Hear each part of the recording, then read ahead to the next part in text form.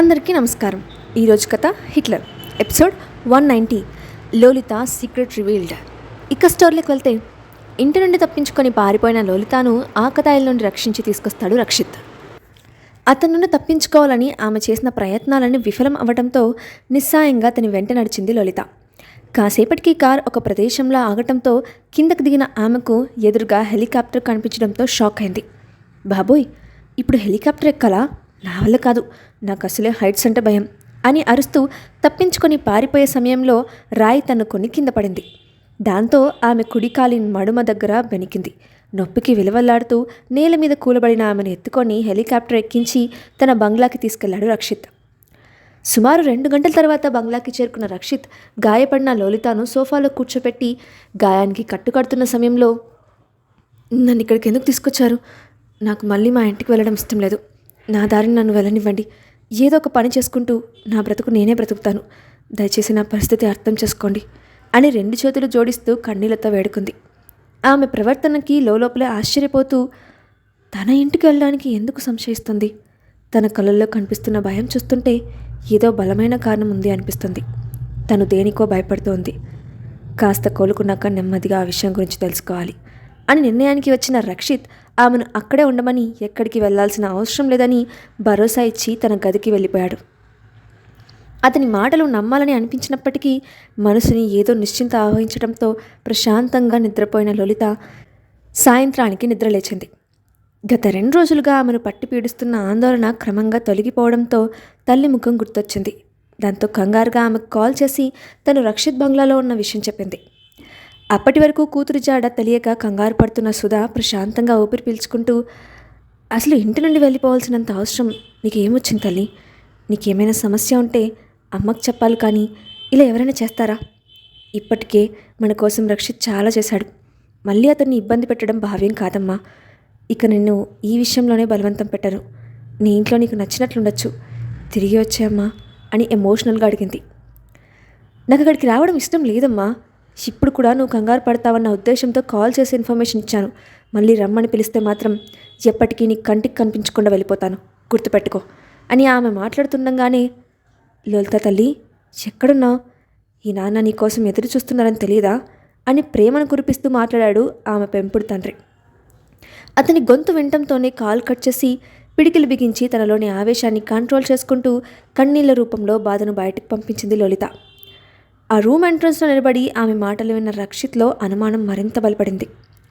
ఆమె తండ్రి అంత ప్రేమగా మాట్లాడుతున్నా దూరంగా ఎందుకుంటుందో అన్న ప్రశ్న అతని మెదడును తొలిచేసాగింది. అందుకే ఆమె గురించి పూర్తిగా ఎంక్వైరీ చేయమని తన మనిషిని నియమించాడు. ఇదిలా ఉండగా తన మాట వింటూనే కాల్ కట్ చేసిన లోలిత మీద కోపంతో రగిలిపోయిన సవతి తండ్రి అతని ఎమోషన్ని బయటకు కనిపించకుండా బాధపడుతున్నట్లు నటిస్తూ, మన అమ్మాయి పరాయి ఇంట్లో ఉండటం ఏంటి? అంత గతి లేకుండా ఉన్నామా? తన ఇష్టానుసారంగా ప్రవర్తిస్తుందంటే దానికి కారణం నువ్వు కాదా? ఇంకొక్క క్షణం కూడా తను అక్కడ ఉండటానికి నేను ఒప్పుకోను. ఎన్ని సంవత్సరాలుగా నువ్వు చచ్చావో బతికావో కూడా పట్టించుకొని కుటుంబం నా కూతుర్ని జాగ్రత్తగా చూసుకుంటుందని నాకు నమ్మకం లేదు. ఇప్పుడే వెళ్ళి తీసుకెళ్దాం అంటూ భార్యను ఒత్తిడి చేసి రక్షిత్ ఉంటున్న ప్రాంతానికి బయలుదేరాడు. ఆ రోజు సాయంత్రం తన బంగ్లాలో కాల్ మాట్లాడుతూ స్టడీ రూమ్లో బిజీగా ఉన్న రక్షిత్ దగ్గరికి సర్వెంట్ వచ్చి లోలిత తల్లిదండ్రులు వచ్చిన విషయం చెప్పింది. ఆ మాట వినడంతోనే అతని బ్రుకుటి ముడుచుకోపోవడంతో, వాళ్ళని హాల్లో కూర్చోమని చెప్పు, కాసేపట్లో వస్తాను అని సర్వెంట్ను పంపించి ఆలోచనలో పడ్డాడు రక్షిత్. రక్షిత్ కుటుంబం ధనవంతుల జాబితాలో ఉన్నప్పటికీ అతని తండ్రి ఇంటికంటే అతను ఉన్న బంగ్లా చాలా రిచ్గా కనిపిస్తూ ఉంటే ఆశ్చర్యంతో కళ్ళు విప్పార్చుకొని చూస్తూ ఉండిపోయారు ఆ దంపతులు. అంతటి వైభవంలో తన కూతురు నివసిస్తుందని ఆ తల్లి మనసు కాసేపు సంతోషపడింది. కానీ భర్త పట్టుదల ముందు తలవంచక తప్పలేదు. అందుకే ఎలాగైనా లోలితను ఒప్పించి ఇంటికి తీసుకువెళ్లాలని నిర్ణయించుకుంది ఆమె తల్లి సుధా. కాసేపటికి కిందికి వచ్చిన రక్షిత్ ఆ ఇద్దరితో ఫార్మల్గా మాట్లాడి వాళ్ళని లోలిత ఉన్న గదికి తీసుకెళ్లాడు. అప్పుడే నిద్రలేచిన లోలిత లోపలికి వస్తున్న తల్లిని చూసి సంతోషించే లోపే ఆమె వెనుక వస్తున్న వ్యక్తిని చూసి అసహ్యంగా ముఖం తిప్పుకుంది. ఆ చూపు రక్షిత్ దృష్టిని దాటిపోలేదు. ఆ ముగ్గురిని గమనిస్తూనే వాళ్ళ మాటలు వినడం మీద కాన్సన్ట్రేషన్ చేశాడు. తల్లిదండ్రులు ఎంతగా సర్ది చెప్పాలని ప్రయత్నిస్తున్నప్పటికీ ఆమె కనీసం వాళ్ళ మొహం కూడా చూడకుండా అక్కడి నుంచి వెళ్ళిపోమని పట్టుపట్టింది. దాంతో నిస్సాయంగా నిలబడిన వాళ్ళిద్దరి వైపు చూస్తూ, ఈ రోజు నుంచి లోలిత ఇక్కడే ఉంటుంది. ఎలాగో తన చదువు ఇక్కడే కాబట్టి గ్రాడ్యుయేషన్ అయ్యేంత వరకు తన కడ్డు చెప్పద్దు. ఆ తర్వాత ఏం చేయాలనుకుంటుందో తన ఇష్టం. ఒక 2 రోజులు మీ కూతురుతో గడిపి మీ ఇంటికి వెళ్ళండి.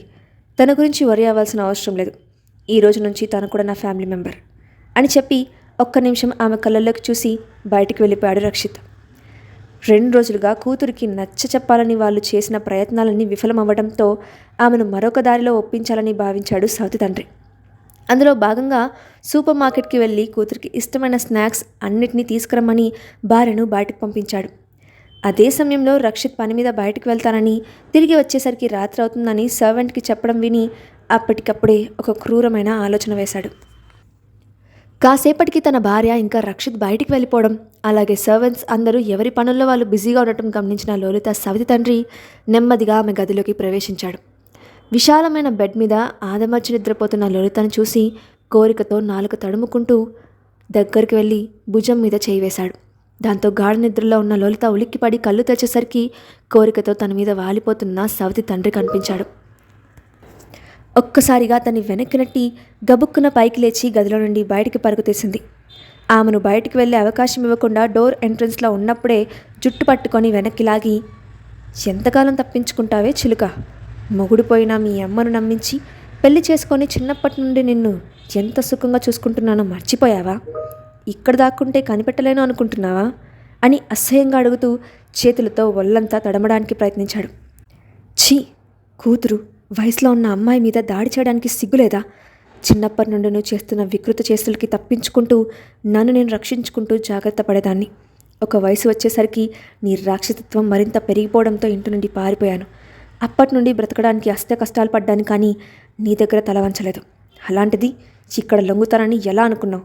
చావనైనా చేస్తాను, కానీ నీ కోరిక ఎప్పటికీ తీరనివ్వను అని అతని మొహం మీద ఉమ్మేసింది.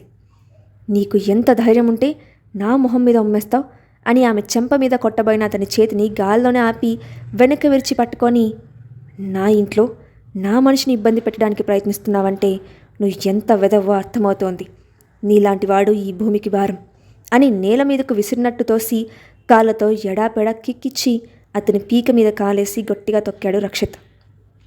ఆ దెబ్బకి ఊపిరాడక గజగజ వణికిపోతూ, ఏదో తెలియక పొరపాటు చేశాను, నన్ను వదిలి, ఇంకెప్పుడు ఇలా చేయను అని రిక్వెస్ట్ చేశాడు ఆమె సవతి తండ్రి. నీలాంటి వాణ్ణి వరుసలేని మృగాన్ని క్షమించి మరొక పొరపాటు చేయలేను అని కోపంగా చెప్పి గదిలో మరో మూల కూర్చొని భయంతో వణికిపోతున్న లోలితతో, చెవులకి హెడ్ఫోన్స్ పెట్టుకొని వాల్యూ పెంచుకొని కళ్ళు మూసుకొని పడుకో అని చెప్పాడు రక్షిత్. అతన్ని చూసి కాస్త ధైర్యం రావడంతో అతని చెప్పినట్టే చేసి దుప్పటి కప్పుకొని పడుకుంది లోలిత. వెంటనే ఆమె సవతి తండ్రి పీక మీద వేసిన కాలుని బలంగా తొక్కి పెట్టి క్షణాల్లో అతని ప్రాణాలను అనంత వాయులోకి కలిపేశాడు. తర్వాత బంగ్లాలో నమ్మకమైన వ్యక్తిని పిలిచి సీక్రెట్గా అతని శరీరాన్ని ఊరికి దూరంగా ఉన్న డంపింగ్ యార్డ్లో పారేసి రమ్మని పంపించి లోలిత దగ్గరికి వెళ్ళాడు. అప్పటికి కూడా ఒంట్లో వణుకు తగ్గక భయంతో బిగుసుకుపోయిన ఆమెను గుండెలకు హత్తుకుంటూ, జీవితంలో ఆమె సవతి తండ్రి ఇక ఆమెకు కనిపించడని, ఇక ఎలాంటి సమస్య ఉండదని చెప్పి కన్సోల్ చేశాడు. కాసేపటికి తిరిగి వచ్చిన సుధాకు ఆమె భర్త వెళ్ళిపోయినట్లు చెప్పడంతో లోలితకు చెప్పి ఆమె తల్లి వెళ్ళిపోయింది. మరుసటి రోజు ఉదయం తన గదిలో కూర్చొని జరిగిన సంఘటన గురించి ఆలోచిస్తూ కన్నీళ్లు పెట్టుకుంటున్న లలితను అక్కడికి వచ్చిన రక్షిత్ బాధగా చూశాడు. వెంటనే దగ్గరికి వెళ్ళి ఆ వ్యక్తి చనిపోయాడని, డెడ్ బాడీ దొరికిందని బాధపడాల్సిన అవసరం లేదని చెప్పాడు. ఆ మాటకి లోలిత ఒక్కసారిగా భయంతో కంపించిపోయింది. అతి కష్టంగా మాటలు కూడ తీసుకొని, మీరు చెప్పేది నిజమేనా?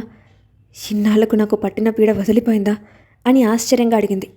రక్షిత్ చెప్పింది నిజమే అని తెలిసినా ఎక్కడో చిన్న అనుమానంతో ఆ విధంగా అడిగిన లోలిత అతని కళ్ళల్లో కనిపిస్తున్న నిజాయితీకి బొమ్మలా ఉండిపోయింది. ఆ వార్త ఆమెకు సంతోషం కలిగించినప్పటికీ కళ్ళ ముందు కనిపించిన తల్లి రూపం ఆమె మనసును కకావికలం చేసింది. కాసేపటికి తేరుకొని, అతని చావుకి కారణం మీరేనా అని అతని కళ్ళలోకి సూటిగా చూసింది. నేను కారణం కానందుకు బాధపడుతున్నాను. వాడి టైం అయిపోయి చచ్చిపోయాడు. అయినా నువ్వెందుకు అంత బాధపడుతున్నావు అని అడిగాడు రక్షిత్. నా బాధ మా అమ్మ గురించే. చిన్నప్పటి నుండి నన్ను పెంచడానికి ఎన్నో కష్టాలు పడింది. నా కన్న తండ్రి చనిపోయిన దగ్గర నుంచి సమాజంలో ఎన్నో అవమానాలు ఎదుర్కొంటూ ముందుకు సాగింది. ఆమె కష్టాలు తీర్చడానికి దేవుడు రెండోసారి పెళ్లి జరిగేలా చేశాడని అనుకుంటోంది. కానీ తన కూతురు జీవితాన్ని కబలించడానికి వచ్చిన రాబందు అని తెలియదు. నిజం తెలిస్తే తట్టుకోలేదని భయంతో ఇప్పటి వరకు దాచాను. అందుకే ఆ దరిద్రుడు ఆమె దృష్టిలో శ్రీరామచంద్రుడిగా మిగిలిపోయాడు. ఇక్కడి నుంచి వెళ్ళిన తర్వాత అతను ఇంకా ఇంటికి రాలేదని కంగారు పడి ఇప్పటికే 4 సార్లు కాల్ చేసింది. ఏదో ఒకటి సర్ది చెప్పాను.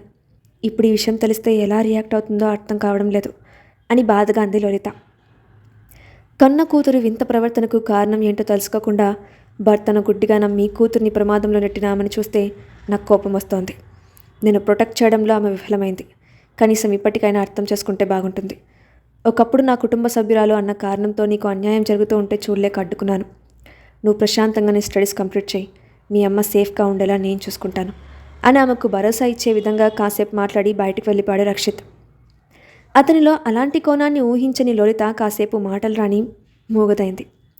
ఒకప్పుడు తన దరిదాపుల్లో ఉండటానికి కూడా ఇష్టపడని వ్యక్తి ఈరోజు అడుగడుగునా తనకు తోడుగా ఉంటూ ఆపదల నుండి రక్షిస్తూ తన జీవితంలో ఉన్న అతి పెద్ద విపత్తు నుండి బయటపడేసిన అతనికి ఎలా కృతజ్ఞతలు చెప్పుకోవాలో ఆమెకు అర్థం కాలేదు.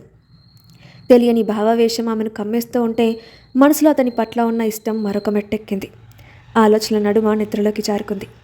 అయితే ఆమె దగ్గర నుండి బయటకు వచ్చిన రక్షిత్ మనసులో రకరకాల ఆలోచనలు సుడులు తిరుగుతూ ఉంటే భరించలేక బయటికి వెళ్ళి వేగంగా కార్ డ్రైవ్ చేసుకుంటూ ఒక నిశ్చల ప్రదేశానికి వెళ్ళాడు. ఒకచోట కార్ ఆపి సీట్ వెనక్కి వాలి ఆలోచనలో మునిగాడు. ఇప్పటి వరకు మొండిగా ఉన్న నాకు ఈ కొత్త ఎమోషన్స్ ఎందుకు కదులుతున్నాయి?